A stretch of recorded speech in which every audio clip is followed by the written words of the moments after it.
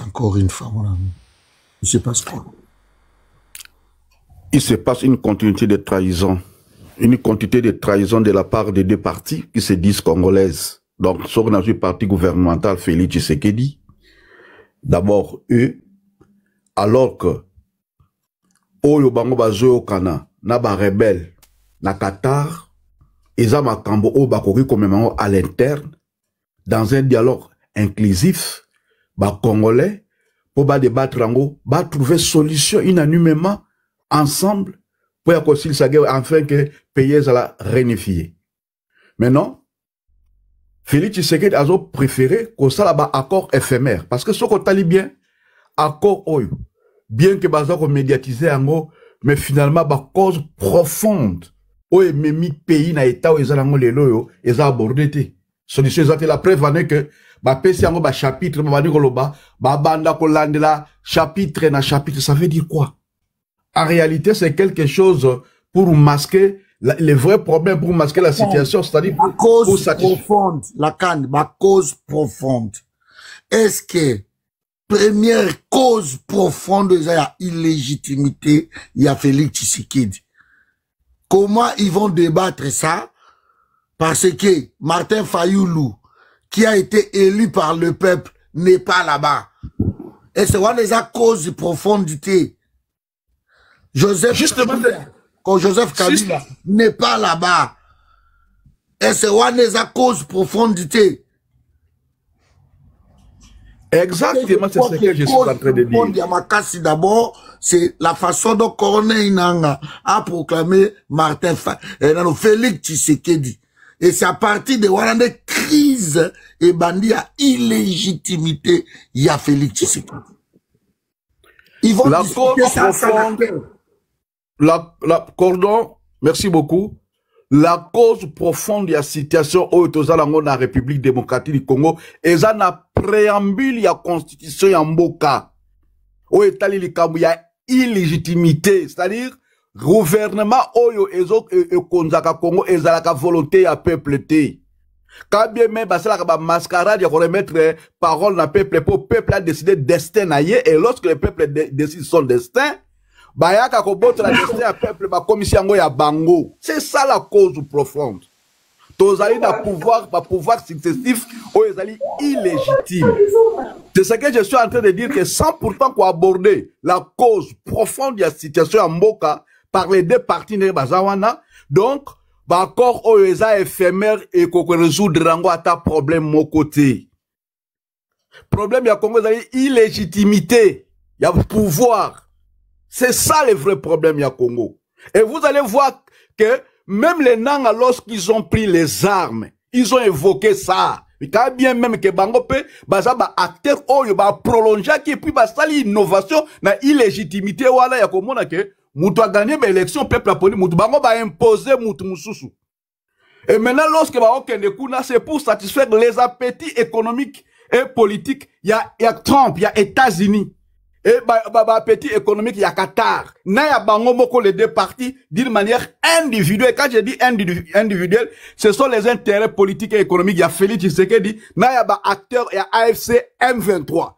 Et AFC M23, on voit directement les Rwandais. Donc, dans tout cela, c'est les Rwandais qui sont gagnants.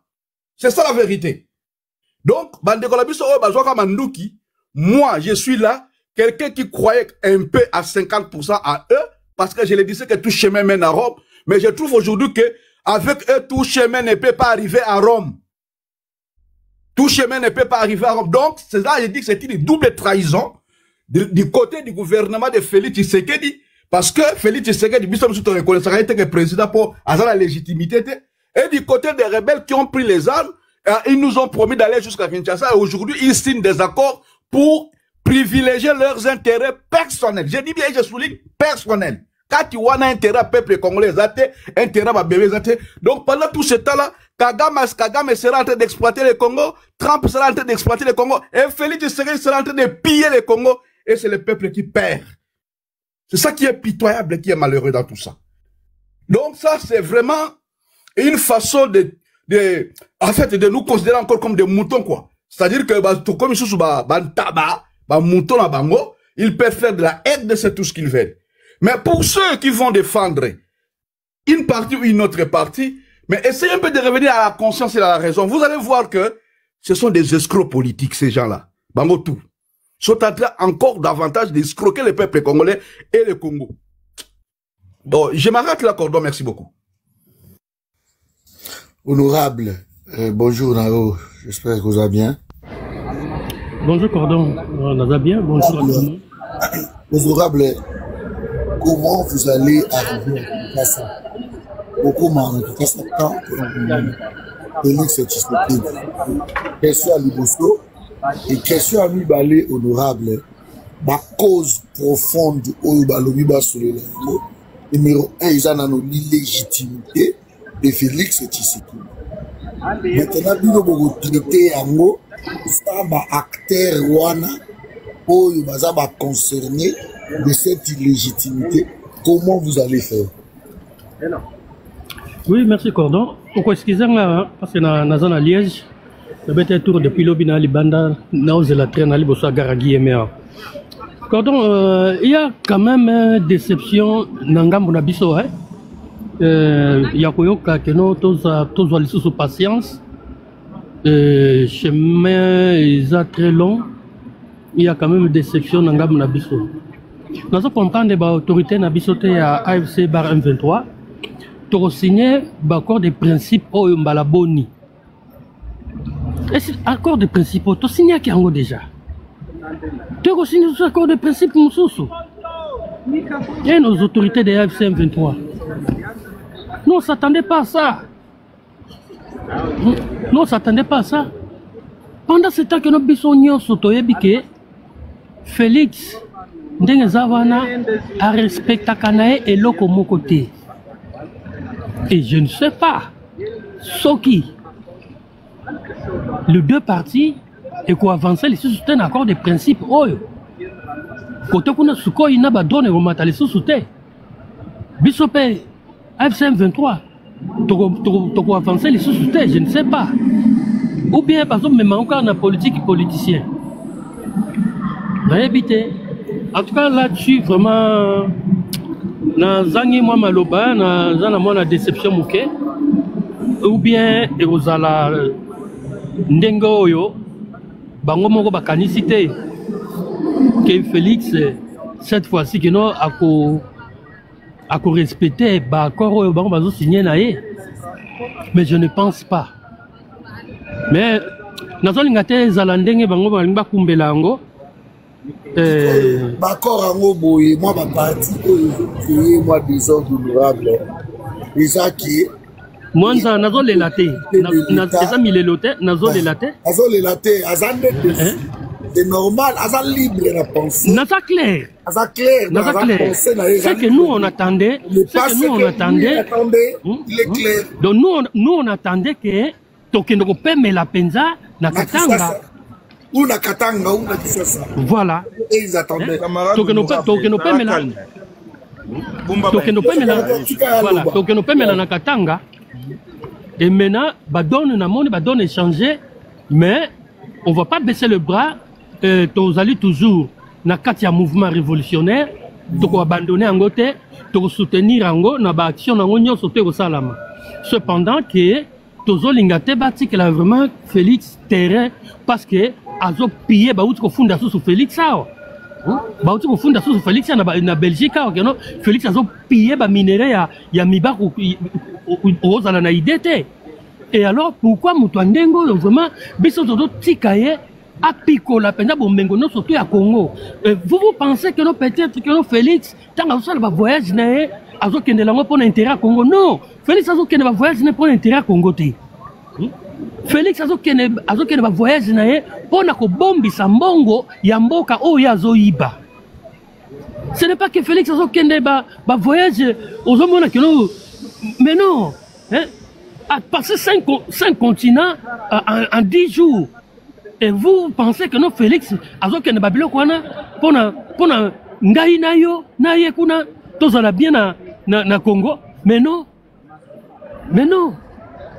en tout cas ngai le coordonnateur Corneille Nanga il faut assumer ba propos na ya yebisaki biso biloko elambami ebeli etikali kaka toliango bo biso si tosimbi banzungu na biso na basani na biso na maboko tozozelaka servir biso parce que biso tokoka te kokanga motema tozala patient jusqu'à 2028 Félix tomona ye kaka wana toyebi biso nyonso bien Félix akopesa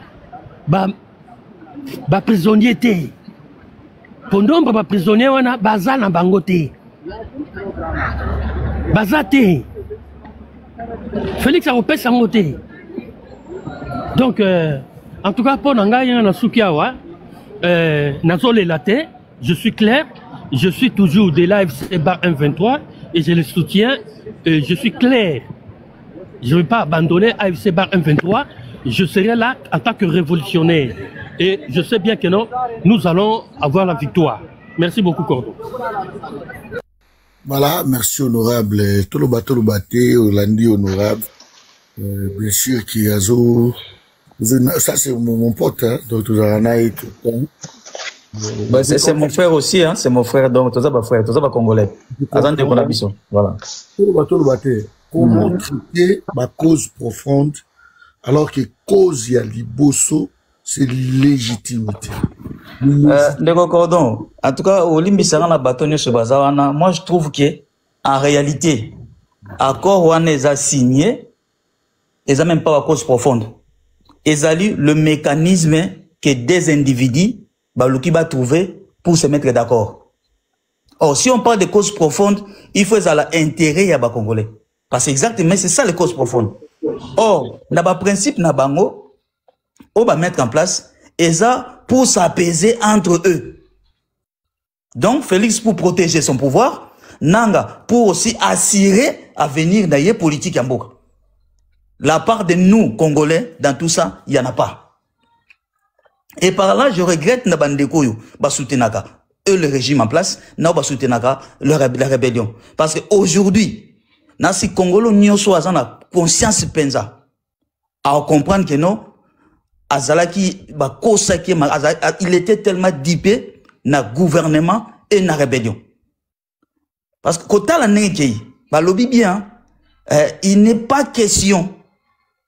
En tout cas, et ça n'a pas subi tant que bango boyo kanane na la nyomo panzinga mono ki mawa na seki makasi na ba Congolo to baneko suanawa ko fingana jusqu'à niveau pourquoi parce que non soutenir la rébellion parce que naza d'accord te nananga parce que naza d'accord te na régime a fait Tshisekedi. Donc, le Rwanda, pardon, le Goma et tout consort, surtout, ils ont considéré comme un pays, il y a Corneille Nanga et l'M23. Biso tout le monde a Corneille Nanga, il y a nommé ba ministre, ba gouverneur. Donc aujourd'hui, c'est que la République démocratique du Congo, où Zali Mboka Félix, est signé accord na mouvement M23, où il basa déjà na gouvernement na bango. Bah lui qui peut sur les 8 accès jusqu'à ce que bah se mettre d'accord, ça peut prendre encore une année, 2 ans pour bah se mettre d'accord. Pendant ce temps, bango bah continuer à gouverner ces partis-là. Et Félix n'a aucun droit, il y a qu'au côté à obligé à faire quelque chose. Donc il y a rien qui va s'échanger. Mais au moins on a bateau bazo soutenir le régime, baza koyemba guerre sili, bitumbe sili, kimie koti. Et bateau baza côté 23 ba komi ko pleurnicher biso to ngento ko makisanga to ngento ko makishasa comme suki boy. Donc ba kosi biso jusqu'à ce que Congo ezo kabwana na misu na biso total. Ba kaboli Congo na misu biso total. Donc ezalo ko la deux pays ezo signé accord de paix. Et puis sur là ba mettre ba point sur leurs avantages. Sur leurs avantages. Et ce qu'on a tout na biso ba Congolais, il y a nini tozo continuer ko soutenir batwana. Non, qu'on n'est plus loin de Konan Cordon. Il y a encore d'autres aspects au Bossan. Félix Tshisekedi, alors pour trouver paix, il est capable, même Yako Brandi, bah matière pour l'habitude, oh, bango gouvernement, bah on va démentir, on met des vidéos sur là, ben tu vas sur Zawana. Félix Tshisekedi qui est parti premièrement voir Donald Trump. Alors, les longs accords oyo, to mone salam et l'ongwe doa, bah on m'a États-Unis. N'est-ce pas que échange y a peine en boka na biso Saint-Lo Félix Tshisekedi? Matière première zo pesa maté Et nous, on gagne quoi derrière? N'est-ce pas que accord économie na Rwanda, ezali ba matière première ya offrir aux États-Unis? Sachant que le Rwanda a un ennemi na biso nengi ba présenter biso. Et que le Rwanda ezali allié fort au même cerveau moteur ya M23. Donc le fait c'est qu'il est d'accord, il y a comme ça M23 ba partenaire ya République démocratique du Congo, le Rwanda ba partenaire République démocratique du Congo, mais as incapable ya kozwa bande connaît ba congolais au bazana kati ba fanda ba sola comme des congolais pour trouver les solutions na via ba congolais. Donc nyon surtout ya Congo na biso lo parfait c'est qui dit réponse nango il faut les étrangers. Il faut les étrangers. Et pendant ce temps biso to sanini total Congo na biso ekendeka a pété. Accord économique ya mona ezala signé kala mingi ta wa ba okende ba ke signé. Ya ba ki ko branding ba matière première na biso te. C'est comment ennemi na biso a comme partenaire ya gérance en matière première na biso. N'est-ce pas qu'on brandir ça? Bandeko, ngana opesa ka maloba, biso to banda ko loba banda ka bofinga biso ba Rwandais, toza ba cohérent, toza ba vandi, toza nyonso tout bopesa ba kombo. Alors, les lots en total, yo banda ko soutenir la rébellion, yo banda ko soutenir le régime. Si on ndeza boy lelo, est-ce que oza na sengo ya ko mona position bato ba ke na biso? Parce qu'en réalité, l'initiative ya nanga. Bo trouvant wapi siko, ya obenga Félix na pouvoir. Parce que tout là à partir les accords, je vais mettre en place. Lobby, Félix Tshisekedi au travail jusqu'à mon nanga. Président, vice-président. Alors, ce qu'on a yo, peuple, gain na biso yanini, bénéfice na biso yanini nakati. To suka ndeni. To sali ce qu'on ndeni. Le Rwanda, ouazaki ennemi ba présenter biso, partenaire ya Congo. Lobby, Kagame wana, a okita na aéroport en Chine. Bras na Félix Tshisekedi. To sali ce qu'on ndeni, Congolais ngana, to sali ndeni. Il est temps de prendre conscience, il faut toter la Félix Tshisekedi. Il y a des responsables de tous les Congolais. Ça ne sert à rien de soutenir la rébellion. Ba Congolo ba kufinyo soana. Ce que to sa ndeni na bango. Ba no ba tikal ba orphelin sa papa sa maman. To sali ndeni. Ba papa ba tikal wana makole katana ba ndeko biso ba sodo ba kufi.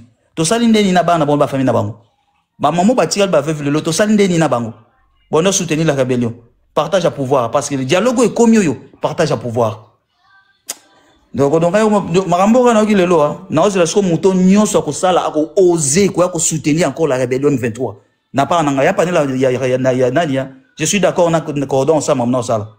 Moi lorsque j'ouvre mon panel, muto ko soutenir gouvernement ou soutenir la rébellion, je suis désolé na webiso marambo kana ça webisa.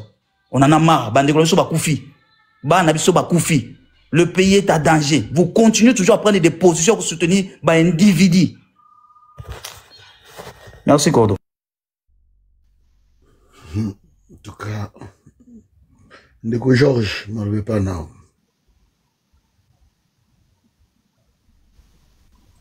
Bonjour. Merci. Nakanki pour. Georgette, vas-y. Nakanki mi kombo tanabino nyonso. Ngai nazali muto yo famille na ngai bundi pour l'indépendance.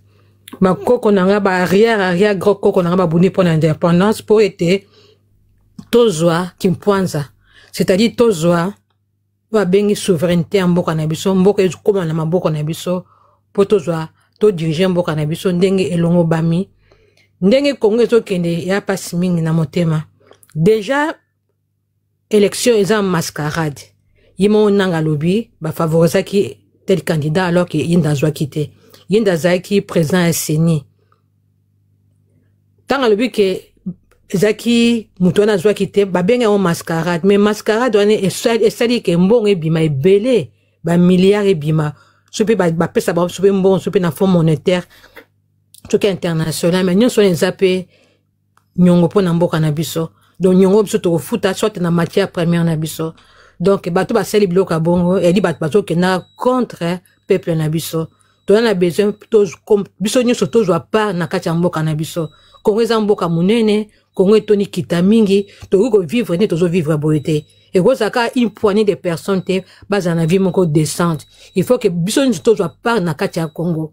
Donc ba ba sala malamu te, en tout cas faut peuple telema parce que ba benga bazo confisquer pe avenir ba bana na biso bazo confisquer avenir na biso moko bazo confisquer pe na avenir oyo ko ya pe na sima pe donc tala bamboka mususu bato bazotelema déjà bana oyo bayebi ta susi na babotami nsima bazosala ke mboka na bango etelema bavoir social na bango babaki na bamindele ke baki bapays pauvre mais lelo bakoma osalaka bacumule ya ba nini na bango ya ba or na bango bon biso ya biso zokendaka na libanda.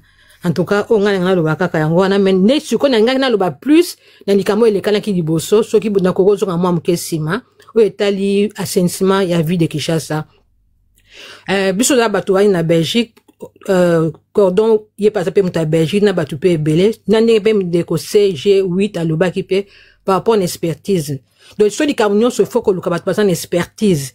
Bon na biso ba congolais to za na ndeko moko azalaki je pense ou bien azali encore échevin, il y a propriété, il y a vie de Bruxelles. Azal congolais, abapesa ye musala azali échevin. Donc azali mutu moko aponama ki comme Eli, azali mutu asala ka propriété de vie de Kinshasa, plutôt propriété il y a ville de Bruxelles. Biso to moni ke Bruxelles a ville moko propre. Est-ce que mutu abongo to ko senga to est-ce que donc ko beng sa eta na panel.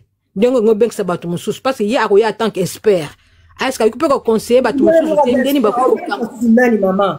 Condé-moi à la expert na makambwana. Na lobi ye parce que lui c'est un échevin des travaux publics. Azali muto asana kati ya travaux publics ba pona qui est comme échevin il y a vie de il y a propriété hein il y a vie de Bruxelles. Il y a azali une expertise.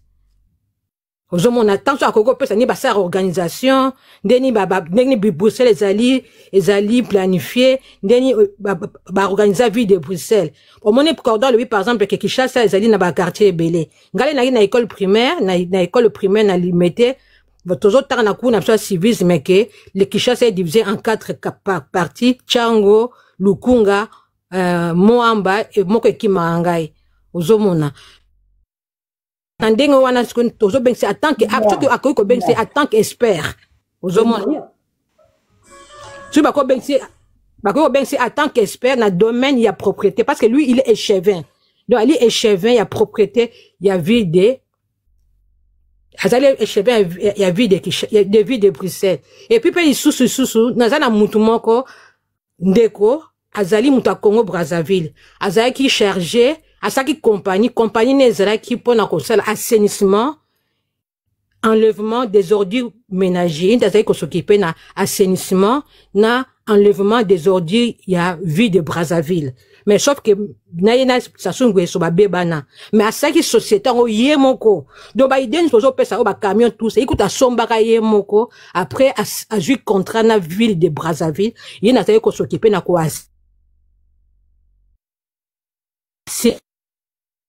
ville, il n'a pas s'occuper na kosala enlèvement des ordures ménagères. Voilà où on a coqué ko lobalelo yango na merci. Ndeko Godefroy, on le pas now. Merci maman. Oui, bonsoir Gordon. Une fois de plus mes condoléances. J'espère que vous avez bien pour les vous avez en église ngana zaki obligé na kende nazonga musala. J'espère que les gars qui bien. J'espère que vous avez bien vraiment. En tout cas une fois de plus courage dans la famille. Alors j'ai pas pu assister à l'enterrement pour nazonga imbango na musala. Ndeko na ngai na loba na intervenir sur deux volets. Volet à liboso ya assainissement na lisesemo pas lisesemo lisolomo na obeta o na vivaki awa na magamba batanchasa et puis na magamba ya nanga ndenge eutoleka kuna. Magamba assainissement ya ville ngai na zaki na Kinshasa na 2023 na kenda omona Peter Kazadi comme ministre intérieur. Tozwanga na avion moko na Turkish Airways de Kinshasa à Paris. To solo la ki na ye très bien. Avant na kende na Kinshasa, nawa na poto, na kenda ki komona député, j'avais un ami député national, awa, azaki président ya groupe parlementaire ya ba LR. Il vient de mourir, monsieur Olivier Marlex. A Otokoufa ya pas longtemps, azaki député na azaki vraiment un ami pour moi. Na solo ki na député, wana pona ma assainissement ya ville, tout ça la jumelage ya ba ville. Il n'y a pas de problème. Si vous avez un contact, le cas batou, comme ça, on a trouvé groupe moi parlementaire awa, tout qui est là-bas à Kinshasa pour tout ça là solo. Mamna lo ba Peter Kazadi est témoin. Na ke Kinshasa na kutai na e. Tozongi na e vol moko nga na e ban moko to vai na avion. Banda Kinshasa ti Paris. To solo li makamnyo so ai singa bon. Na ke no mona ba député wana tout pesa na rendez-vous. Na e awa poto sala assainissement ya ville. To pour na ville ya Kinshasa une de commune to bana na ba commune poto bano sala ka awa parce ngai na sala ka kala na service ya agglomération ya ville na biso awa. Donc ce qui fait que na yeba mwana très bien makambo assainissement ya ba poubelle makambo ya ko ba incinération makambo ba centre de tri et tout ça. Na ngi na mo expérience na domaine wana. Na ye awa na solo li pena député na nga master wana a singa problème ezate to duka siko un groupe to kutana to yamba ministre to sola na ye. Na benga Peter Kazadi lelo lobby ti abinisa ngati dossier wana elekana ngati na ndenga ekolongwa na ye wana. Donc ce qui fait que projet ngoti lelo ezaka mais l'ami en question vient en plus de mourir ici dans mois de juillet à Kufaki na France. Likambo ya kone inanga na Tshisekedi nga naza koloba likambo ke tozongi na biso kana mapapa ngwanda loba na biso ke Félix ayo afungola biso miso akoya ko blanchir occupation apesanga biso 3 points. Il y a 3 points yango esalamiti. Pourtant bazo ke ne signer entre na doa entre nanga na nani nga bandaka la ndenge toloba ta utoloba wana batwana mibale na linga bango ti ndenge cordon pe utoloba wana batwana mibale ba komisi pays na biso na état oyo bango misatu d'ailleurs to baksana Joseph Kabila po bango nde batu basali ke lelo situation ekoma boye.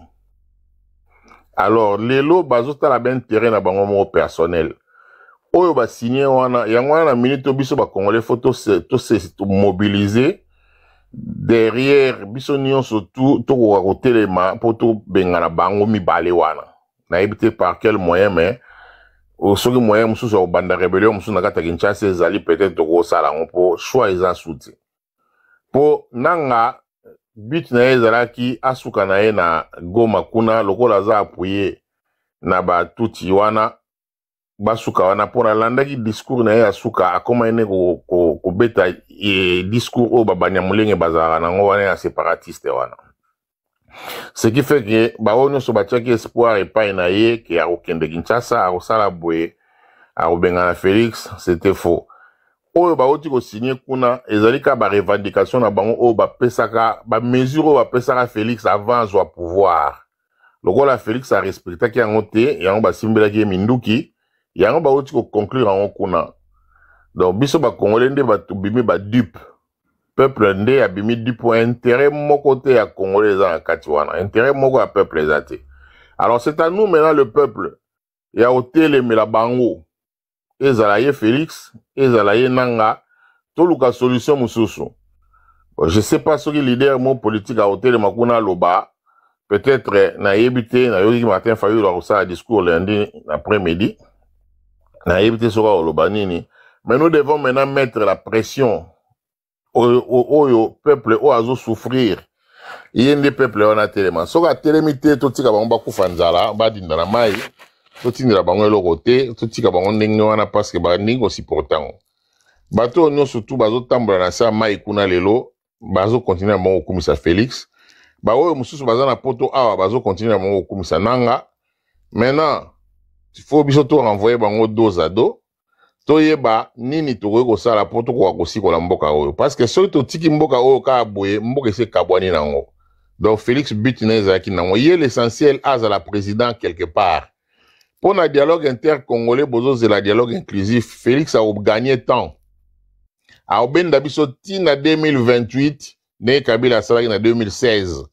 Comme ça a gagné sous moi 2 ans mo boye après l'ère wana on dit ma dialogue ya Senko na SCC. Mais ce tozaba il faut tout arrêter avant. Donc c'est maintenant qu'il faut mobiliser le peuple, mais peuple wana o ngana yebi vraiment sur dans un côté na peuple wana yebi te sori nini. Ou alors trouver un autre moyen. Alors seul moyen tout tika lango soit créer encore une autre rébellion na kata Kinshasa pour tout benga Félix ou un soulèvement na yebi te sori par quel moyen. Après tout soit arto réorganiser mboka na biso poser Félix azate toko se réorganiser armée na biso toke ko bengana nanga place azali solution to tika longo eza yango wana. Donc c'est à nous maintenant moyen to s'allier na Félix Ezate parce qu'il est incompétent.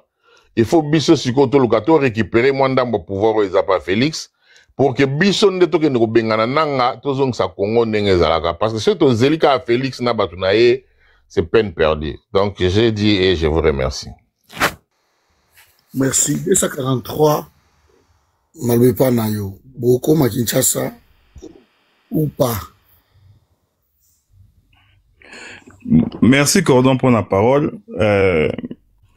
Bon, et Nayo ki bande konangai awa, c'est vrai que chacun est libre à repenser au alingi, mais tu sais, Cordon, dans la vie, soko lingi mutute, tellement ko lingi mutute comme aka ko biaisé réflexion, raisonnement ya mutu. Batu bazala ki awa, Corneille Nanga, prend les armes pour direction Kinshasa, libération ya Congo. Batu bagangi, azoboma ba Congolais, azoboma bande konabiso, azoboma, il faut atika. Maintenant aujourd'hui, à l'obi que non, accord cadre wana et aboutir na paix, c'est le même personne au balinga kita kende na guerre, balingi lisusuta sa la paix, bakomi ote. Est-ce que koma? Ndeko nanga yi Cordon. Na lobby, oye salami lelo. Question. Ezali, accord cadre. 243. Oui. Comment il va aboutir à la paix? Corneille Nanga. Comment il va faire ça? Je vais en arriver, Cordon, sur ça, Félix Tshisekedi. Félix, il va rester là. Oye komi lelo, de konangai Cordon. Ezali, te Cordon, Nanga mutakei, kolukaba américain, Qatar, pour asala bakor oyo. Une fois de plus, c'est Félix Tshisekedi. Na logique na ye, ba ya ko défendre ye, et puis, ya ko sala lisusu ko bizibi na ye na Paul Kagame, ndenge ba banal na ndenga liboso yo na nobo ya Kagame. Qu'est-ce qui se passe aujourd'hui? Corneille Nanga dit, boza na ba vidéo, Cordon, oza na ba vidéo. Alobi lelo, ce qui Félix, Andimi, ko glissete, ko tika pouvoir, lui il arrête. Eza ngaïté. C'est Corneille Nanga, ça l'envoie interview, à Loba Yango. Pour baquer dans le processus, Félix a mis bango, na États-Unis, Doha. Mais, les gars, ils pouvaient aussi dire que non. Bon, moi, ça m'arrange, hein. Naza na parti au Naza ba minéré Zali, na signé kakana tika la koto yo. Non, il s'arrête pas là. À lobby, eza na 8 points. Et au tché audio awa. Bande ko babo iko réfléchir. Eza na 8 points. Oyo eko sala ke. P et quota. Ou pas. Et puis à rappeler que. Makambo yo bazo lobawana. Tant que le négociation à 8 points salamité. Rien ne changera sur le terrain. Ça veut dire que l'élo. Yambo ke koyaki l'élo. Il continue à avancer. Azo continue kobunda. Mais dans vos exemples, mon Cordon. Na. Parmi ba point, 8 points, on a la 4e point. Balobi, résolution de cause profonde du conflit.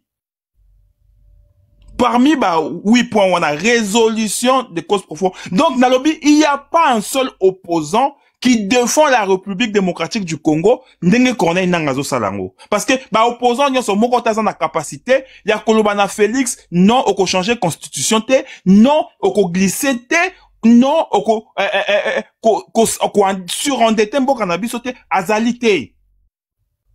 Parmi ba pour analyse sous Cordon, quand même, il faut beau remercier Corneille Nanga.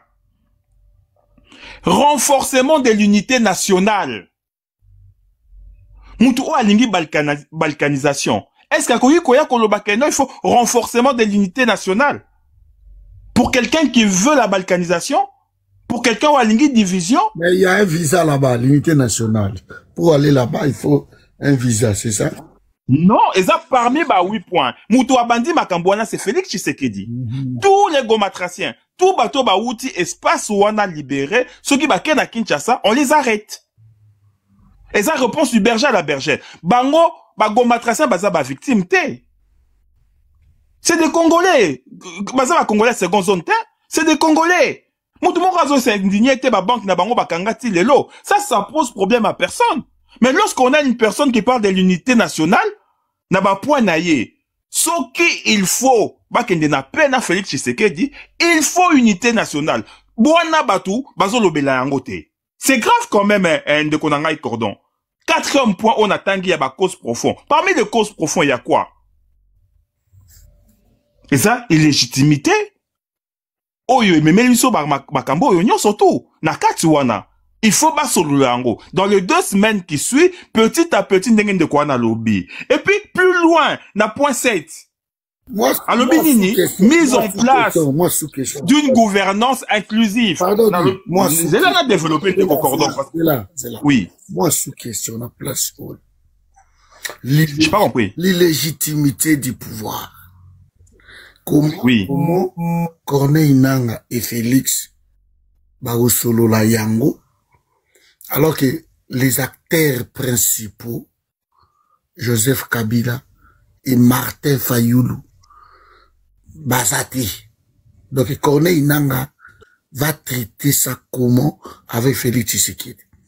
Parce que c'est Corneille. Cordon, la réponse est simple. Mutachaki nani Félix Tshisekedi wana. Parce que les awanga ngana yeba. Et là on est Corneille Nanga zo wele la na Félix Tshisekedi. Parce que yem mutachaki Félix Tshisekedi wana. Mais il a déjà dit, Cordon. On va pas refaire les mondes. Il a dit à haute voix devant tout le monde. Il a dit Corneille Nanga. Aloba yango Corneille Nanga. Aloba yango Cordon. Yo moko chaba vidéo multiple ocha yango. Azala clair na likamwana. Alobi, j'ai fabriqué les monstres ngai moko na kolongola ye. Je m'excuse. Asenga pardon devant tout le monde. Aloba yango. Corneille Nanga. Mais n'a qu'aucun de plus loin, Cordon. Quand même, il faut qu'on salue Moutou Oya Lobby, la mise en place d'une gouvernance inclusive. Atike Moutouté. Inclusive, ça veut dire Fayoulou. Ça veut dire Kabila. Ça veut dire Sesanga. Ça veut dire Barter Wananyos Bazali laissé pour compte aujourd'hui. Combien de fois Fayoulou a été ridiculisé par Félix Tshisekedi? Combien de fois Meki Kotandre a aimé à rejeter Ango, à dribbler? Combien de fois Sesanga a été ridiculisé par Memie Kaleson Libanda? Et c'est qui ce politicien aujourd'hui au Congo? Oh, il y a un rapport de force à Félix Tshisekedi. Katumbi passeport Bakanga, hors du pays. Kabila, hors du pays. Les qui Kikouni, Binomorobo, moi, Bango, tu voyages, tu reviens. Allez, Yaka, Awa, on dirait Banamike. Alors, même que c'est le rôle de, il y a opposition. Mais il y a, Moutumo Kazan la capacité à Kokatamboka. Nga Esika Nazali, esa zone de confort. Na se contenter dans le non. Je ne reste pas ici. Et puis, vous allez cohérent. Quand vous pensez qu'il y aura balkanisation. Ce qui est le boîte, M23 y atteindre point naïe, Atika la Kuna. Mais ba Congolais, oyo ba intégré, ba militaire ba zaki na Goma, oyo ba kanga bango, plus de 15 000, ba formé bango des Congolais de surcroît. Ba kokende wapi, place na bango kosala wapi. Ba kotika la peka akuna? Non! Il faut pas être nabiso et aveugler biso moutou. Il faut pas être nabiso et empêcher réflexion nabiso, raisonnement nabiso, ya kozala lucide. Il y a 8 points.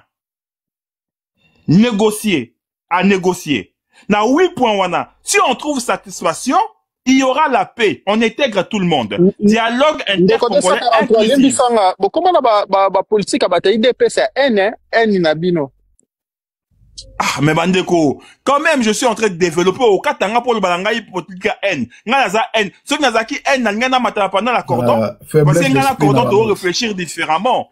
Est-ce que grâce à Nazaki na N, ngana souana de ko, la canne, maman, mon compte, on met tous les autres, on met tout le bateau, Non! Et ça makamba NT. Et ça makamba vision, divergence. Mais ngai nazo expliqué, c'est que les autres n'ont pas compris. Aujourd'hui, et ça qui accord cadre, il y a eu 8 points. Na 8 points, oh, et ça la katuana. Ce qui va solo li yango malamu, et Félix Andimi.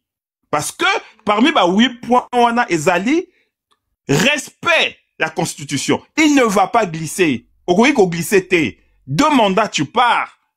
Parmi ba points wana ezali gouvernance inclusive, dialogue ya batunyo surtout na forba ya Félix Tshisekedi te. Parmi ba 8 points wana ezali alobi unité. Il y a une nation na biso. Donc, on peut énumérer bien les 8 points au lieu de spéculer les 8 points. Il faut bien signifier. Non, je ne spécule pas. N'a pas ce mouton exercice. On a tous Internet. Non, ça veut dire que vous allez bien définir comme communicateur. Moi, je t'ai suivi très intelligemment na kanga micro nangai. Maintenant que je développe, wanezali ba méthode ya kolinga au perturber ngai, et moi je n'ai pas commencé TikTok aujourd'hui. Je suis très bien aguerri. Donc, ce qu'on a besoin, il y a 8 points. Tu vas chercher et au komuna. Ngana lobi ba point oyo, ezo salake, na pe sa argument pour bandeko ba comprendre que Corneille Nangaa est pour l'unité et non la division. Corneille Nangaa est pour. Il défend même les politiciens, le pointure au bassin de la République du Congo, au baso malmené bango. Voilà pourquoi il demande la gouvernance inclusive. Donc, bah, point on a vu à l'essentiel ya koloba yango. Après, n'attends parole na yo, si tu juges bon, ya kozo ba point mususu, o numérango, na tike liyo te ya koloba yango. Merci. Maman Mukonji, je sais pas, Ngai Dazananga content aujourd'hui. Je suis très content. Et je sais que encore quelques jours, vous allez fixer dans l'histoire. Vous n'avez aucune idée combien je suis content. Et je sais que dans quelques jours, vous allez fixer dans l'histoire. Même aujourd'hui, les gens qui disent que non, cordon, vous nous traitez peut-être des naïfs. Mais si vous ne voyez pas ce qui se passe, si vous ne voyez pas ce qui se passe, si vous continuez dans vos têtes à dire que Corneille Nangaa Agoya Kishasa Olongola Félix Tshisekedi Mukolo wala ngai na otika panel otika Corneille Nangaa, c'est pas sa faute. C'est pas sa faute. Corneille Nangaa, là, il s'est nos vérités. Il a été dupé par les discours de Paul Kagame. Ils l'ont trompé. AFC, ESA, groupe Mosusu, M23, Oye Bundaka, toujours na cause rwandaise. ESA, groupe Mosusu. Natchela Kibino, Olivier Ndougou, ici, ministre rwandais des Affaires étrangères, le M23, c'est un mouvement Yabatutsi. Ce boulingui na tchelibino encore vidéo, na zanango, na rocha. Olivier Ndougou a dit ça. Maintenant, baza deux groupes. Ba fusionner. Corneille Nangaa objectif na ezalaki ki lokola zana armée M23 a aidé ba kende Kinshasa ba longola Félix Tshisekedi. Comme ça lui devient président. C'était ça le but. Mais ezalaki bit. Il y a un 23 T. Le 1-23 a toujours revendiqué la partie où on a est, même pas des grandes villes comme la Goma, Bukavu. 1-23 reste, nabaki chiche, nabaki lolure, nabaki yeba côté kuna. Ba osaka ba ventile na ba otekaka ba or baza ko utiliser bande ko na biso ba tuti comme quoi baza marginalisé. Ça c'est le 1-23. Maintenant tango ba suivi li à Goma. Tango ba suivi li à Bukavu. Mais qu'est-ce qui s'est passé? À l'un des textes, Izawana, un ex, je crois, sénateur, Mwanzaki maîtrise de Babilo Kowana, soka koko matawa me kapeko betela biso ngo nano basala ngo ndenge wana à l'un des textes aleki ake kokutana na Sultani Makenga qui est le général en chef ya armée parce que bandeko bolingi beaucoup biso bazoba peut-être mais je vous signale que totanga to comprendre makambo a posé Sultani Makenga na ba interview na ye na Sultani Makenga. Alors oui, est-ce que objectif na bineza beaucoup magisha ça? Mais Sultani Makenga lobi non.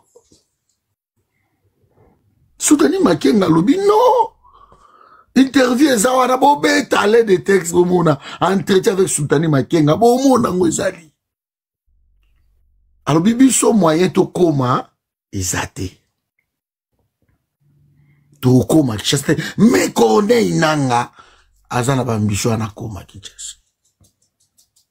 Biso moyen to koma kinezate. Même ba grande ville oyo tourner ko zwango te putain mais o azolo bango eza Sultani Makenga eza mutu musute, c'est lui qui contrôle l'armée. On a expliqué. Mais moi, je reste dans l'objectif, il y a Corneille Nanga. Si, même René, je comprends René. Parce que René s'est donné corps et âme, na moisi na ye. Si vous refusez encore de voir cette histoire, c'est vous qui contrôlez. Maintenant, j'ai vu que Corneille Nanga, na ma solo na ye, ma discours na ye, à chaque fois, Corneille Nanga, alubaka makama batuti. Alors que baba fuli bazawana, bandande bakufi ebele, babashi bazali wana, il parle que la cause toute. Il donne des exemples, il y a tout. Makamboto, il commémore même au génocide tout. Au lieu de dire génocide, il y a pas Congolais. Quand il dit, je crois, et puis Maël maîtrise ça mieux, au lieu de dire que génocide ba Congolais, ba Koufi, Corneille Nanga met toujours l'accent sur les Tutsis. Quand j'avais compris cela, Nabia ici, moi, la maille va payer en fait, bon, bandeko ba kendeke pas Corneille Nanga. Ce n'était pas la peine de nous insulter, monsieur Bacordon. Ce n'était pas la peine. Moi, je savais. Maintenant, quand la rébellion, qui veut libérer un pays, balobi que non, bango moyen te, ba traiter nano, ba cause, profonde kuna et cause ya makasi eza illégitimité il y a Félix Tshisekedi qui a commencé par Corneille Nanga. C'est Corneille Nanga qui a proclamé Félix Tshisekedi à la place à Martin Fayulu. Joseph Kabila a été président. C'est que Corneille Nanga na Félix Tshisekedi les deux vont traiter cette cause sans Martin Fayulu, sans Joseph Kabila. Vous êtes sûr? Mais par contre, traitant, on va pas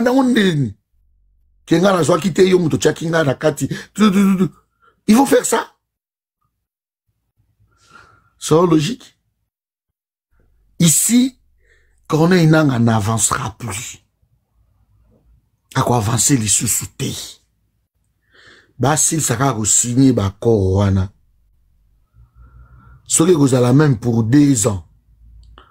On a besoin de diriger Koto. Parce que c'est ça dont il s'agit. So, on a dit, on a dit, qui bangoula, on a dit, reporter à l'eau clair. Les points où posé problème, yango wana surtout, les points wana. Qui va gérer là-bas? Les points wana? On parle de qui va gérer là-bas. L'autorité de l'État, il fait ça rétablir d'un côté wana, mais qui va le faire? C'est le point central. Et sur le sukoyo, par mégarde. Allez, Félix va accepter que Corneille Nanga, c'est bon, Binosco, AFC 23, beau gérer par Tiwana. Nous, on reste ici. Comment ça va se passer? Comment ça va se passer? Parce que ma revendication à Corneille Nanga, ils ont un qui gère ce parti-là. Maintenant, comment ça va se passer? Bah, point moussousou, maman nanga kati, ça n'a aucun sens. Ça, bah, point mouko papa, bah, unité, bah, on est en mascarade.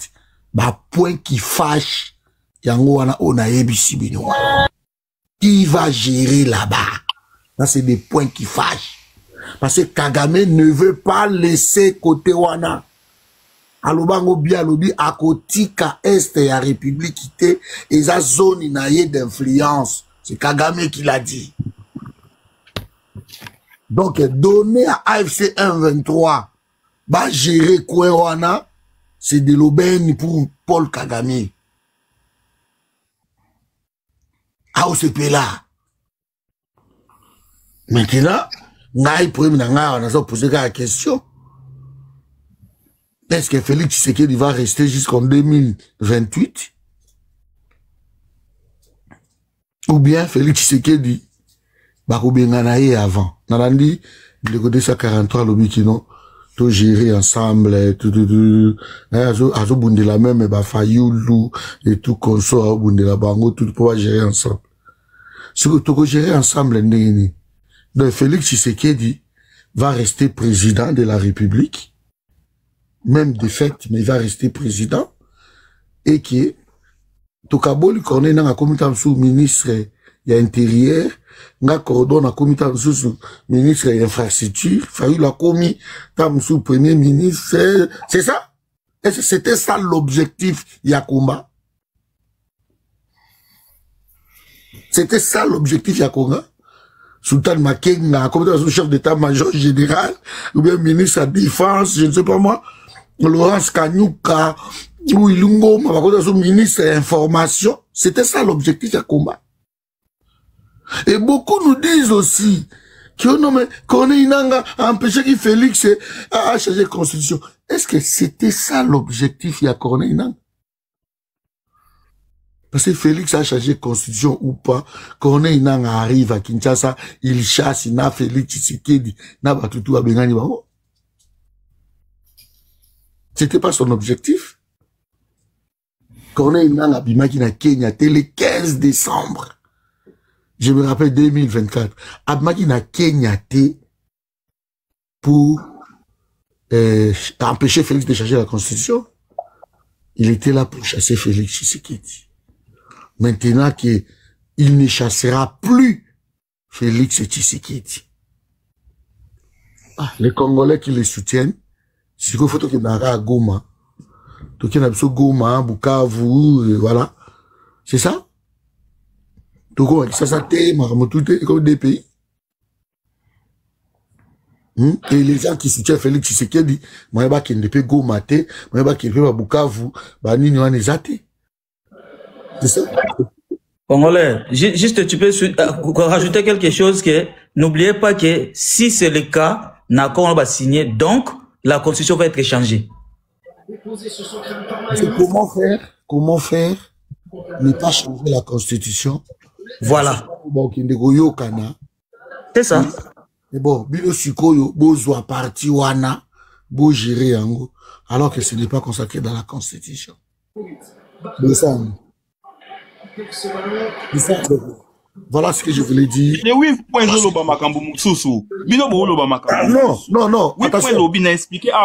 bah oui, point. Vous croyez à quelque chose d'autre? C'est là, 243. Bah oui, point, bah, Pessi. Moi, déjà, bah, point, il y a minéné. Mais il y a des clauses, bah, lobby, bah, ok, qu'on discuter, yango. Ouais, ça, ma grande ligne. Quand on signe un contrat. Justement, et vous appelez le départ de Félix Tshisekedi. Mais toujours souligné pour Anna Awate. Voilà. Donc, déjà, et vous avez mise en place de la gouvernance inclusive. Et vous avez moi, je pose juste la question. Voilà. Donc, ils ont mise en, surtout, mise en place, il y a un gouvernement, il y a une union nationale, tout ça. Ça veut dire quoi? Vous êtes en accord, vous êtes en droit. Après, Koto, tout ça, sous dialogue national. Parce que Corneille n'engage pas tout le monde. Il nous engage pas. Il engage AFC 1-23. Mais de l'autre côté, ici, il y a Kabila. Il y a Moïse Katumbi. Il y a Fayoulou. Il y a tout Konso. Badeli Sanga. Il y a Batotouana. C'est quoi, gouvernement? Oui, point 4. Donc, voilà le point 4. Oyoya, le cause profonde. Il y a un cause point 4. Corneille Nanga va négocier les causes profondes. Il y a Fayoulou, il y a Sanga, qui lui a mandaté. Comment il va? Mais Nalobi, hein? Cordon. Nalobi, tout ça va quand même, moi, analogique. Vous ne faites pas que aujourd'hui, aujourd'hui, on a discuté, tu n'as pas la tournio, tu as échangé. La tournio. Nani Oyo aujourd'hui, Oyo azo discuter, bah, cause profonde pour un changement en Boka. Si ce n'est Corneille Nang. Le problème est Zalibo, Corneille Nang azo discuter, bah, cause profonde, il y a Congo. Là, il ne faut pas que nous soyons dupés. À discuter ma cause profonde, il y a Yéna, Félix Tshisekedi, na Kagame, na... Non, et si cas divergence est Yangwana, il parle pour le Congo. C'est le seul à la capacité à courber Félix Moutou. Non, il n'est pas le seul. Il n'est pas le seul. Parce que s'il était le seul, mais c'est qui ramène les rapports de force? Il n'allait pas signer. Mais ma rapport de force. Mais il n'allait pas signer. Mais ma rapport de force. Il n'allait pas signer. Cordon, Nanyazo met ma rapport de force. Avancer. Nanyazo met ma. Pourquoi il n'avance pas? Tocha Corneille Nanga Mupandi. Loba Nangaï, solution en Boka Nabiso. Si ce n'est Corneille Nanga, Tocha Mupandi. Nanyango, il a donné quoi comme solution? Il n'y a personne. Jusqu'au si ce n'est lui. Corneille Nanga a donné quoi comme solution? Mais déjà, Cordon, tous à l'ingraté, il a stoppé les changements de la Constitution. Et il continue à les faire. Parce que Félix Tshisekedi a Loba, qui a Loba, c'est Bassanga qui est déjà Constitution. Bon, maintenant, qu'est-ce que... Mais Bazalaki n'a centre Nganda. Quand Bazalaki n'a centre Nganda. Non. Bazalaki, ils avaient même une constitution déjà tout fini pour la changer. Maintenant, c'est quoi le bango? Non, on ne peut pas refuser pour refuser. Moi, je comprends bien que ce n'est pas ta tasse d'été. Mais au moins, il faut qu'on reconnaisse le travail où ils ont mené par Corneille Nanga. Ils ont permettre Félix Ayoka Fungolamato. Non, il n'y a pas un travail. La preuve en est que les lots ou meli kuna bosali presque allez là so 8 mois na doa. Oui, ça va continuer encore. Mais quand il y a la partie diplomatique où ils ont salama, mais les lots pembo que quoi il y a aussi la partie militaire, on va continuer à avancer. Et puis représentant Yomoko Tchango Cordon, Oche Yomoko Alobi que Oyo Nyonso Balobi, ils ont engagé rien à terrain. La terrain, ils ont changé. S'il vous plaît. Tout à clair. C'est très clair. Si koyo, ma résolution au Corneille Nanga Zozwa Kuna, très bien. Au Bakozwa, Nanani, Basile Bangomi Bale. Na Corneille Nanga na Félix Tshisekedi. C'est qui se côtoie comme ça, le dialogue inclusif. Nous allons faire comme il faut balayer, on va biso tout, on a dictat, il y a quoi accepter ma résolution. Non, on balaye rien du tout, c'est la continuité. Il ne négocie pas pour nous. Non, comment ça? Parce qu'il n'y a personne. Il coordonne à tout plus de 10 fois. Nani, à part Corneille Nanga. Nani, Oyo, Azoya, qu'on négocie pour la paix dans la République démocratique. C'est l'accord. Alité, opposant Nini. Nanga ne négocie pas la paix dans la République démocratique du Congo. C'est l'accord. L'accord de l'Est. Ce n'est pas Nanga, c'est qui? Donnez-moi un nom. Donnez-moi un nom. Pour Nanga, opposant tel, c'est pas pour le Congo. Si c'est Nanga. Moi, je vous dis, c'est Nanga. C'est M23. Nanga ne discute pas pour le Congo. C'est l'AFC. Mais oui, c'est l'accord de l'AFC bar M23 au nom de la République démocratique du Congo. Puisque lui, il prétend délivrer la République démocratique du Congo. Non. C'est quoi, Moutou Moussou, ou Yazana solution, ou Yeleke à Nanga Nani? Non, le peuple. Le peuple. Nani, quel peuple? Yango Siko. Quel peuple? Pour affaiblir le peuple, c'est ça? Parce que le peuple. Non, on a affaibli le peuple. Ben oui. Parce que vous négligez que le peuple. Non, on a des opposants là-bas. Moutapexi, Bangoba Bimsa, peuple. On va voir après. Yo, mon coach, photo, il y a Salito, et Zanasima. Peuple Abimi. On va voir ça. Ce qui peuple Abimi, c'est la peuple. C'est que bon, c'est la Félix, c'est en 2030. Alors. Merci de ça 43. Merci. Merci. Maman Mokonji. Ndeko Cordon, permettez-moi juste 30 secondes.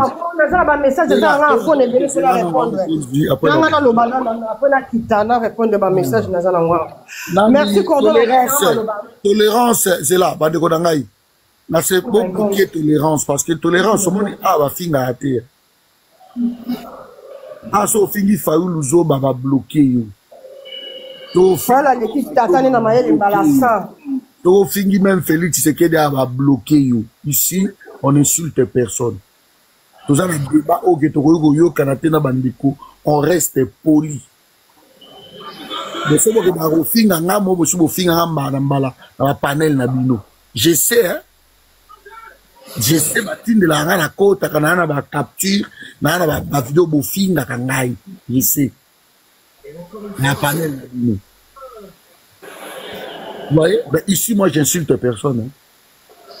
Hein. Ne venez pas sur ce panel insulter opposant ou insulter Bato Balikolo Awa pour appeler même 243. Si vous l'insultez ici, je vous fais descendre. Je vous bloque. Chacun donne ses opinions et il faut la respecter. C'est un débat. Nous ne sommes pas obligés de Yokana. C'est un débat. J'espère qu'on est bien d'accord. Donc, ce qui ne doit finir les sous. En tout cas, vous bloquez, s'il vous plaît. Pas d'insulte. Maman Mokonzi, n'allouez pas naïo. Merci Cordon Patrick, on pousse à Maloba. Et là, quand on a attiré attention au peuple congolais, bon, Monique, Nanga, le a comme solution. Nanga, a qui pouvoir, au bino, bo pesa ke pas président Martin, a nga pesi Tshisekedi, a qui problème na Erwana. Lelo kaka muta cause biso to oyo aye, abima solution, pour na ba problème na biso. C'est le 240 nga zo le bake, na Kinshasa kuna na Congo, nanga zo sala pour alongo la Félix à part Nanga. Mais zo bake situation biso to za ngo lelo, c'est Nanga, muta komisi biso bourri ki boya komisi biso ba stupide. Ngana lobaki nini to lobaki na bino guerre wana eza business bochaki tembe 243 ndeko na ngana ya René na sepera na René po azaka honnête 243 omoni bino bazwaki bino po bosala bango marketing bocha makelele bocha Félix makelele po bazwa eloko bazali nango posa boyeba itina guerre wana te guerre ezaki business nde Cordon lobi Nanga Kagame akosie na ndenge belé ba Kagame bazana besoin ba kina Kinshasa te bo luka balkanisation yango wanati ba Kagame bazana besoin bazwa este Tshisekedi tika na weste yango bango batikali wana Nanga sko bazwa ki kaka koda zwinga maloba be na munoko azaki na posa ba matise tapis rouge na Kinshasa so bomoni un certain dernier temps Nanga azaki affaibli azako lo basu mingi vraiment te parce que azaki na posa ba avancer bango ba stopper biso na posa okende Kinshasa te yango botikala wana bino teba ba communicateur boza wana bozo beloko business zo le kaona te bozo ko communiquer pour Nanga to okende Kinshasa na tuni bino bozo finga ngai bolobi ke ya René Tindelanga manoba yebisa vie Fayoulou akeba nae a s'occuper na Faden House apesa Félix Babekite peuple congolais posa lelo temo toza satide nani apesi Félix Babeki lelo c'est le vieux Diata Baou ou bien bato M23 c'est vrai c'est Corneille Nanga quand il signe avec Félix Tshisekedi de rester longtemps c'est lui qui donne des béquilles à Félix Tshisekedi lelo finga qui vient Diata Baou apesi Félix Babeki lelo to suki wa bon moi que boza bana na politique hein boza bana bozo tourner biso en bourrique mais si maté siko ya ke signé accord ba on a tilombo ba mi balé ba signer ba mi balé ba problème ba tutu ba problème président Martin za na katuana ba ke ko signer ya zate o ba yiba ki pouvoir azate azoze la bino na dialogue oyo ya intercongolais na kata Kinshasa bon lobaki ke eko simbate 240 na okana matoyi no oloba na biso boye dialogue eko sala ma sans Félix leto suki wapi lelo ba mbana nanga ba signer dialogue eko sala ma sans Félix biso na biso leto suki wapi lelo nanga zo coopérer na Félix Tshisekedi déjà ba luka balkanisation porte-parole wala lobi nini pour le moment makambo eza stoppé bango ba occuper kuna Tshisekedi occuper koto mboke kabona deux parties te mboke kabona deux parties te et là ko zanga kaka nanga auto proclamer président ya est kuna et là ko zanga kaka yango wana Ce qui a son topocrama qui est un président, mais tous en a deux présidents de la République na Kachamboka Congo. Si qui trompe qui? Nana okosa nani? Bosali musala pamba. Bilo lelo la Tshisekedi bokomi batube moko. Boye ko bomamboka peuple congolais bolanda bato te M23 na AFC. Na Tshisekedi ba bato ko bengana. Basali kopu moko ya mabeba yibi mboka bateki mboka mboka ezokende. Tala niveau saleté za na mboka. Tala ba nanga kuna sala ka mbongo na ye. Awo yiba ba minera bimiso na Rwanda bake bateki batinde bilo mbongo boye ko se communiquer. Mbongo wana banda bande ko tinde bilo boye ko leka bo se communiquer. Bosali nango nini? Bosale ngole otezaka bambongo mo ba 3000 ba 4000 ba 5000 za bambongo ba boom. Ezalaka mbongo te oyo ko survivre vie no mimana yo na bana na bakoko na yo. Kongo ezaka moko ngana bota mina Kongo na Kongo. Bino musu bota mina poto. Ngana longo na Kongo na âge à 26 ans. Le na poto na 52 ans. Na bénéficier na Congo tende na zaliawa. Na oninga na zongona me mabana ngana Congo. Na mboko Tshisekedi na nga ngba kabola. Na pouvoir ya président Martin bino boyibaki, boyba comme ça ba stupide. To comme ba stupide na bino te. Alors nazo sabino na ba panel na bino botika kotanga comme président Martin. Muta pesi Félix Tshisekedi babeki ezabino afse nanga. Guerre lukuta. Na lobaki guerre eza lukuta tokosuka boye, tosuki boye na humiliation. Bonzi ba panel ebele bosombi po bosala communiquer ya ba Rwandais na ya bananga. Lelo to suki wapi biso peuple congolais. Bo bimisi biso ba zoba na bino bana ya mayele ya Congo botanga 240 sozo landa bo mona moka zaka respect lo baka bien intellectuel mais nanga zuye alambie na farine akomo supporter nanga. Boko supporter nanga bo vanda penda mutu azonga na ndaku ni avanda atale to kota na toilette tout ça ba besoin vanda kanga misu banda ko raisonner makambo ya Congo banda ko raisonner de to komi boy o ko mona ke bato ba mi yibi basali bino je akosa leka Tshisekedi azaki à l'aise yo mona wapi mboke zana guerre nanga rebelle azo bimane ba sortie médiatique asimbi kani na liboko azo tambola akomi lokola ya tola ya este kuna Tshisekedi di koto azo sane ba voyage ba kontane ba fête bomoni vraie guerre ezaki oya Laurent Désiré Kabila na président Mobutu botala attitude ya Mobutu na Laurent Désiré na Utenika bomona pendaka ezaki vraie guerre Kabila zo tala Tshisekedi Mobutu na misute pour ayebi que sur atali arozala neutraliser. Au moins que bateau mi balé, ça ne va pas. Mais il y a nanga na Tshisekedi. Est-ce que bino boyebi msuwa solara na bango na butu? Ba service na bango le kaka solara na bango na butu. Bino siko boye barate bozo akoloba loba koloba loba. Président Mata loba le 15. Ngana moni président Mata so koloba. Faut peuple tellement zane zoba zane kizengi. Ato lobi na telema hotel mate. Mais biso to otiki na bino Congo te. Congo za ba koko na biso ba kokolo na biso. Nanga na Tshisekedi boza batu. Futo yoka na peuple congolais conscient.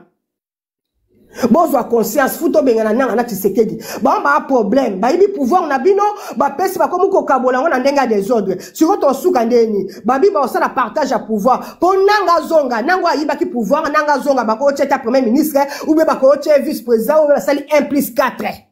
Na bato ba yibi bino loko ba kei ba mi yibi ba koti na ndaku ba yibi biloko ba keni banda ba ko kabola ngote ba yesu ko pa na bino peuple bino ba wadi siko ko luka boka bola bango loko ba yiba ki na ndaku na bino peuple fu bo ba lukila bato nanga na Tshisekedi ba za malheur pour na biso peuple congolais ba ventrier mi yibi ba tourner biso en bourrique guerre à lukuta ba osala loko te ba yoka na bango na butu bino bo leka bo se communiquer pour na bango bo wesaka time na bino for nothing.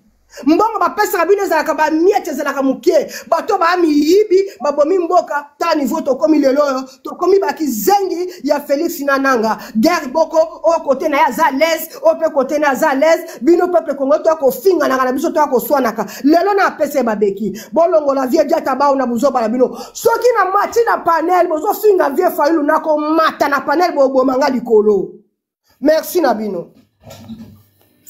Pardon, 30 secondes. S'il te plaît. Tout ça, dans 30 secondes. Pardon, 243, oui, panel, si on te donne pas la parole, tu ne prends pas la parole. Non, j'ai pas pris la parole, j'ai demandé la permission. S'il te plaît. Même temps, on va toujours discuter, s'il te plaît. Donc, laissez que les autres s'exprimer. Après, nous tous, on prendra la parole. Parce que, et aussi la thème à Cambodge, sur sa discussion, et aussi la thème, on va écouter un peu tout le monde. Comment Alina quitte la on bien quitte, n'a rien qu'à 30 secondes à mer. 30 secondes. S'il te plaît. Je suis désolé, s'il te plaît. Alors, je crois c'est Dr Power, hein, Dr Power, je crois c'est toi, hein. Oui, bonsoir Cordon, bonsoir à tous les panélistes qui sont ici. J'étais en bas et j'ai suivi les interventions des uns et des autres. Bon, moi j'ai un peu une petite préoccupation. Je peux vous lire les 8 points. Oui, oui. Oui, allez-y, Cordon. Ok, je veux lire. Donc, les 8 points au bas signé en haut. Échange des prisonniers sous supervision internationale. Numéro D, mise en place du mécanisme conjoint de surveillance du cessez-le-feu. 3. Point où ils ont posé problème Yango. Restauration progressive de l'autorité de l'État dans les zones occupées. Dans les zones occupées. 4. Retour sécurisé et volontaire des réfugiés et déplacés. 5. Mesures de confiance, libération, communication, fin de la propagation haineuse. 6. Élaboration d'une feuille de route vers un accord de paix globale. 7. Implication de la MONUSCO, de l'Union africaine et de la CIGL. Et enfin 8. Reconnaissance formelle du rôle du médiateur international Qatar, États-Unis, Union africaine, etc. 243, 2 minutes. Allô? Allô? Allô? Allô? Oui, Cordon. 2 minutes. Oui. Bon. 2 minutes. Merci beaucoup, Cordon. Yaliboso, nalingi na rassurer, sœur Nangaï, grande sœur, mère, maman Mokondi, que Ngaïra na lobelaka par conviction. Nazoa même pas un centime, y a qui que ce soit, pour na lobelaï. Naza communicateur ya mutute.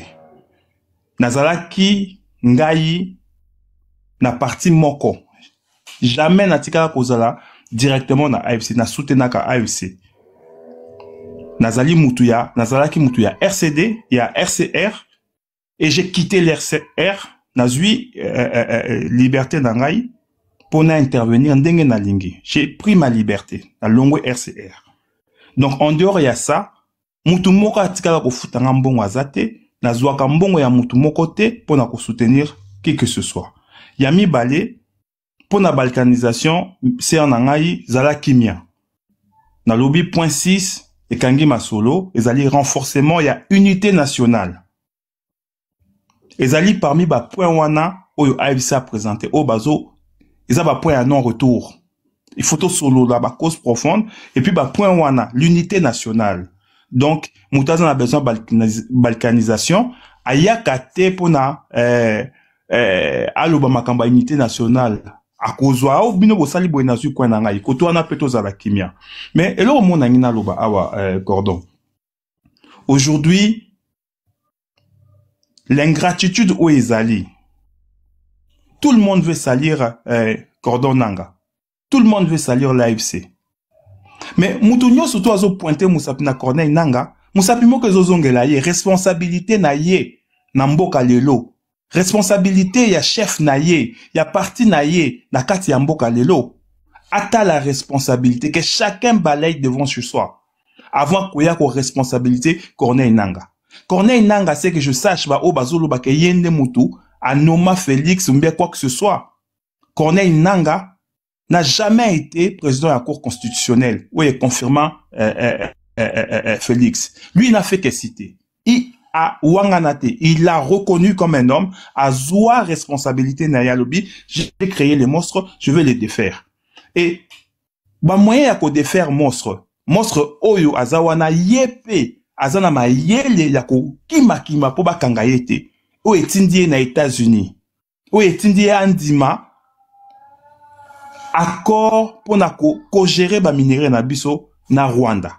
Ce n'est pas Corneille Nanga mutu asala accord wana, c'est Félix Tshisekedi. Botika ko tient responsabilité ya ko gestion ya ba minéraux na biso. Botika. Et puis quand vous lui traitez de voleur, nanya koki ko brandir preuve moko ya kimuyibi ou ya mbongo oyo Corneille Nanga iba.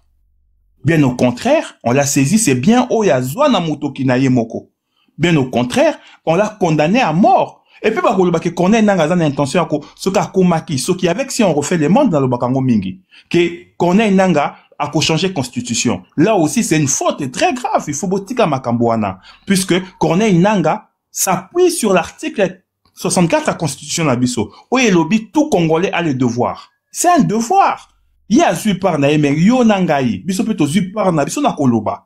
Na soutien verbal, na mayele na biso. Donc, il faut ici arrêter de venir co-responsabilité, on peut tchana moto et à Corneille Nanga, tous les mal il y a des Républiques démocratiques du Congo, alors même qu'il a mis sa vie entre parenthèses, alors il pouvait jouir, n'a bien naïe ou accumula, qu'on dit ma peu poste net ba msous bandima, qu'on zala ba opposition moko, à géométrie variable, mais yé, en dimi responsabilité n'a lobby que moi, je pars et je veux me battre pour sauver le Congo.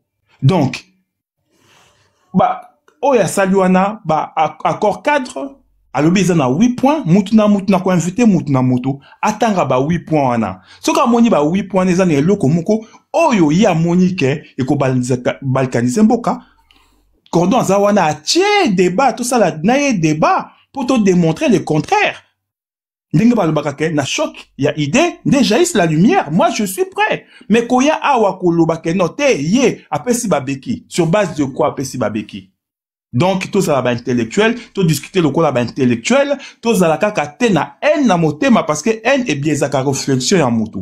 Donc, tout discuter le quoi là, batamaye le oyo balingi, mboka na biso kende liboso, makila etanga lisusu mingite, et eko passer par un dialogue inclusif. Dialogue inclusif, le voisin moyen comme mabiso na dialogue inclusif, et ça peut accord ou ezo salama, et ça peut sauvant le Congo, et ça peut initiative au fayu ou peut-être le bien koya nango, nyon sotwana, c'est l'ensemble, ndinga balubaka, musapi moke sokola kelongite, mais 5000 sapé sokola ralimo. Merci Cordon.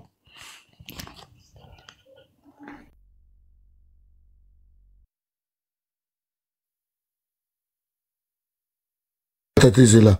Ouais, merci de 43. Papa Godé, 2 minutes. Après, toujours Mohamed Konzi et Nakiti Awa. 2 minutes. Ouais. Ouais, Ndeko. Bonsoir encore. Ngana zongi supo na olobake. Biso devoir te komi na le lotikal kaya mobiliser peuple. Toko compter ni na Nanga ni na Félix. Ba omi bale basi ba yokana na ba. O ba auto signer les accords ba signer na ngakati. Et on va aussi officialisant pour Félix à respecter, on va simbler game Mindoki pour cette fois-ci à respecter. Sont d'accord en bien. Point 3 et lobby qui est restauration, il y a autorité de l'État. Ce qu'on a zoomé tout là. Bah, on restaurer autorité à l'État na côté nangazo ko occupé ba ça ndeni. Bah, on va tcha ba policier congolais nangazo konza ou bien bah on tcha et aux anandeni. Bon moi te ba ça un esprit là aussi. Vraiment pas ça un esprit là. Donc nous devons maintenant vraiment nous lever. Donc au banaliser tout ça la campagne il y a ni Félix ni Nanga na minute pour tout quoi s'en sortir. Sinon mbokeke parce que ba on bali on a bazu payer en otage. Bazu payer en otage, bisonne ba tu photo télé masiko to banda oloba parce que ezala raté. Ba on mi bali mutazo ko bundela peuple congolais kuna azate. Donc, Félix a dit que président Taya Mbujima et Kaka et Kokinao. L'essentiel à ma travail, on a tamboulané à la travail Weston. Nanga Pekuna, Baza en otage, Bagwande Bakangi en otage. peut-être azo regretter acte na salaka pour ce que comme auto lo bawana so ka zaki mutu pena ya kolandela makambo anga sa nini amemi la tutina Kinshasa abi bon ngana botola ka bino pouvoir na bino peuple na zone si bino yango mais okokate akoma ne kunati donc objectif neza ngo kinité pa okoma peut-être puis na kini pe ba olinga eti déjà yazo ya na batazo milai ba Romeo na kisasa bat balinga bangoti rébellion na soke zalaka na ngwe bandanga na bandundu ou bien na ba Congo to so sangeka ba kino to ba congolais ndele bato bele ba kotango metango yaki na osangana na ba Romeo biso ebi boule na bango zalaka batika la côté na ba kata parti pour bango baze belé mutu nyonso alobango Sarkozy aloba yango Kagame aloba yango mutu nyonso ayebi yango papa ngwanda comment na livre na ye wana ya crime organisé en Afrique centrale nani oyo mutu oyo mususu na bango tuti oyo ala ministre des Français il y a décentralisation akoma yango asala ba manœuvre belé Rouberwa jamais papa ngwanda tanga na livre wana jamais a contredisa livre wana jamais donc vérité ezala wana si les lobbies sont congolais ne bato ba nyama tozo konyo okumisa bango alors c'est à nous maintenant de nous lever et kozongisa pouvoir na peuple na nenga solo mais na yebite soto obandela ngo ndenge ni donc to bandaka campagne ngo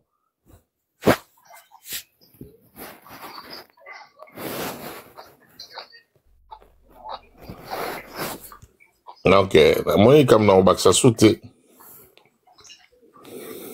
Maman Mokonji 2 minutes et puis là ça pas précis. Ok, merci beaucoup. On peut s'en sous 2 minutes à parole. Mais juste un sur 243. 243 comme un langage à Bataliba ya haine. Bataliba de Bazana. Bataliba de Bazana langage wana. Na yebi saki. Le langage wana pour ba mazala ka so boza d'accord na mutu na bangote ba kasser biso kana problème wana ya haine. Desa ka na biso za mutayi DPS imaka. Yosko ko ba mutayi DPS. Aga mutayi DPS ko ba cotige pour ba komi ensemble. Donc manga fo. Ba ba no makambo haine wana te. Nanga 243 sous solobi ke nanga azai wana kaka sitaki ka komba président Martin obi ke départ ezala ka seni nanga azalaki président ya seni azaki ba donner tout si ko vota élection ndenge le kaki président Martin a gagné avec 62%. Ils ont no way nanga kwa ko chaye deuxième nanga isifi kaka prononcer na situation auto condamné ka nanga bien nanga pe basimbela ke minduke pa kabila so boye barate Kabila tchaki pistolet na mesa nanga fotanga Tshisekedi nanga il fait que obéir situation o makasi longo boto na likambu nango c'est Kabila poso Kabila c'est ki nanga seni ezala indépendant yo cité muto ya bimi je passe pas nanga anga que no cité Tshilombo anga ko zo président Martin tala écart ya Tshisekedi azaki na 15%. Chadar même azaki deuxième mais bo sauter Bolongoli, banda l'élection salama na Congo, c'est la toute première fois. Même Yemoko Kabila a na pouvoir, batikala ko voter na ba pourcentage à bongoté. Quelle méchanceté! Peuple congolais boza very wicked. Maman, nimbisanga l'échec abimi lauréat na école. Imagine. Olebo cha eza focha nanga, po nanga anga sala ndeni. Ba proposa ke bangambo ebele ke noko proclamer président Martin ambassade ya États-Unis ango kimela kuna Kabila ningo kange kuna te so akima na ambassade ya États-Unis ba proposa ki tenete na ambassade ya France alinga ka ngote asali obo ambassade ki wana mais lelo toko yate to lobake c'est nanga akopesa biso solution na problème auto zanango nanga c'est un parti prenant Martin Fayulu le parti prenant Tshisekedi parti prenant y compris Kabila Akam, comment c'est possible Batumi Bale, Bake ko signer ba kor na bango ya Doha wana. Siko, le toke na dialogue wana. Ba kor wande bat nyoso ba oloba. Et ko continue ndenge 248 bien la continuité ou bien bat nyoso ba wana ba kaide. Parce que ça situation mboka. Biso essayé avec mon président Martin Lamuka. Toi na cahier de charge na biso concernant situation eza mboka. Si ko bango bakede asi bakati ndomba nde balobaka bato bateka mbisi so boketeka mbisi ba mama nevre bakataka ba mi bale basi bakati ndomba si ko biso ba client olobani Bon mona ke oyo to sala oyo Tshisekedi na nanga basali biso jeki zengi peuple congolais baza bato akotia libanda nanga muto achwasi ete 243 koma na niveau mo boye olemba nanga oyo poko koma na guerre na bataliba olemba nanga okoma indépendant pe oyo ozonga kana biso ngana na bilanga teke na za peuple boko na za parfait biso sozala ba moi ba makambo na biso mike mais to landa ne makambo zo salama to ba itoko suka awa nde papa ucholoba bakor o ba ucho signé eza bakor o ba pesa ke na kingakati atosa ki angote parmi bakor wanto ebike ban Rwandais bazara na posa ya kote kuna le bamboni ye palingo bima babi yakawa ngalisa likambo yo benga peuple congolais bongalisa likambo yo tozwa eteni na biso akoto siko bana baza ba perdant c'est nous le peuple congolais et comme à un moment mo faut que na bakivu kuna foza na visa faut que ne bofoza na visa siko biso to suka ndeni mboka munene le pays un grand pays comme le Congo na mona weza continent tela niveau toza bourrique to bandi banda tongo awa to bandi makamba ba bumba ya salité ya salubrité ya inondation to yesu ko na makambo ya balkanisation ndo makasi bazwa kaena biki ba destiné bino c'est ça la balkanisation pays mo comme dirigé to ke na Soudan du Sud na ninyo yangoyo eza siko na tina tipso to ya to kumisa nanga nanga soka zaki mwana penda ya mboka alinga ko su po bato déjà soso koti na mnoko ngando ko bimate alinga bima abandi guerre soka banda ki ngota a récupérer ba mobondo abandi kuna tonga to na discours apesa kike ya créer ki monstre azolinga a massacrer abandi ko kota ba mobondo so ba mobondo to tonga to kotati tonga to kota to bingani bato IDPS parce que mutu mota ko sepela na pouvoir o IDPS Batutu baza frissé na pouvoir oyo mais bananga baza parmi batoyo ba rendre peuple congolais ba rendre biso bourrique ba memi biso la situation oyo to na bana panel awa mais pona ko sisa situation oyo tozo ebate to ko sisa ngonde nini to sisa situation ndeni ni yananga o na tilombo oya memeli biso peuple congolais. Donc ils toza d'accord tenananga bino bato ananga bo se toza d'accord na yete bino kwa sali fala kia kende bundana abimise na Kinshasa soki fala ya aboya binga na osignete tinga na koma Kinshasa ba ke place mo we ba solo ko la Laurent Désiré Kabila ba sola kina Mobutu alongwa na terrain wana ba Rwandais batondani parce que côté les a envahi na ba Rwandais. C'est un peu ça na ba nanga za solution te akotika la cause la solution te parce que c'est lui le problème. Bon, 243 merci. Eric Aokita, pourquoi?